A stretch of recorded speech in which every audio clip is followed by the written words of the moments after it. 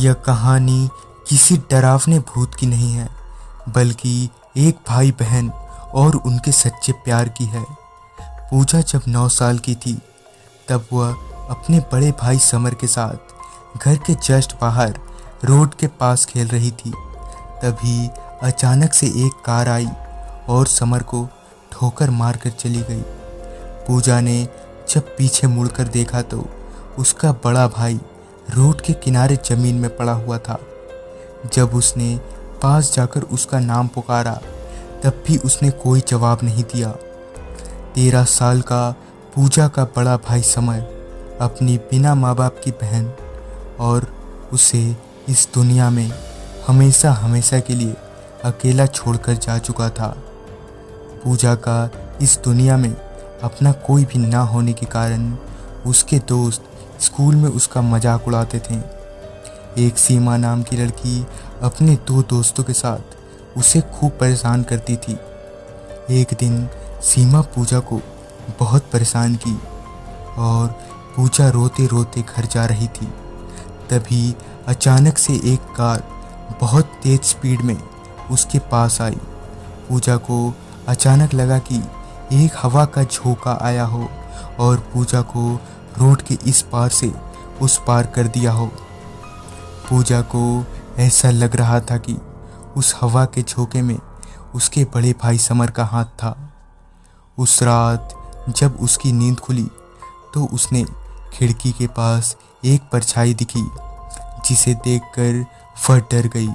उसे लगा कि उसके कमरे में जैसे भूत हो, लेकिन जब उसने ध्यान से देखा तो वहाँ समर खड़ा था। उसने समर का नाम लेकर उसको पुकारा, लेकिन वह कुछ ही देर में गायब हो गया। उसे लगा कि अभी उसने जो देखा वह उसके मन का वहम है और वह वापस आंखें बंद करके सो गई।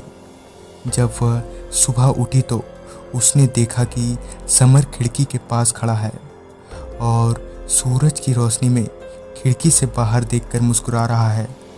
उसे विश्वास नहीं हो रहा था कि समर वहाँ है। इस बार जब उसने उसका नाम पुकारा, तब समर उसकी तरफ मुड़ा। जैसे ही वो समर के पास उसे गले लगाने गई, वो उसके आर पार हो गई और समर गायब हो गया। पूजा को कुछ समझ नहीं आ रहा था, लेकिन धीरे धीरे कई बार समर उससे दिखने लगा था। वो कभी उससे कुछ नहीं बोलता था, पर अब पूजा को विश्वास होने लगा था कि वाकई समर उसके साथ है और उसका ध्यान रख रहा है। इस बात से पूजा के अंदर मानो एक अलग सा आत्मविश्वास आ गया हो। उसे अब स्कूल में किसी की बात का फर्क नहीं पड़ता था और जब सीमा उसके साथ कोई छेड़खानी करती तो वो सीमा को डरा देती। पर एक बार जब वो घर जा रही थी तो सीमा और उसके कुछ दोस्तों ने उसे चढ़ाकर एक कैनल में गिरा दिया और वहाँ से चले गए।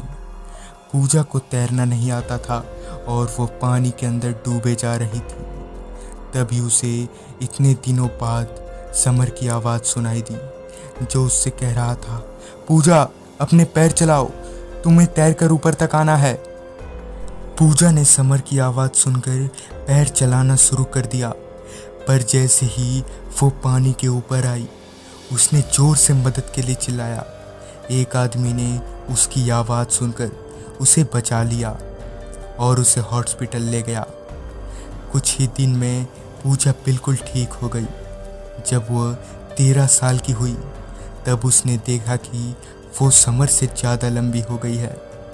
समर भी खिड़की के पास खड़ा मुस्कुराते हुए उसे देख रहा था।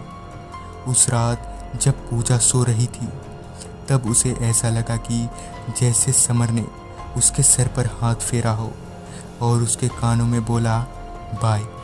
जैसे ही पूजा की नींद खुली, उसने देखा कि कमरे की खिड़की खुली हुई थी और समर कहीं आसपास नहीं था। उस दिन से आज तक फिर कभी उसे समर नहीं दिखा, लेकिन वो खुश थी कि जब उसे अपनी भाई की सबसे ज़्यादा ज़रूरत थी, तब वो उसके साथ उसके पास था और वो उसे जीना सिखा गया। अगर आपको ये कहानी पसंद आई तो अभी सब्सक्राइब करें क्रीपी संडे को और बेल आइकन प्रेस करना ना भूलें।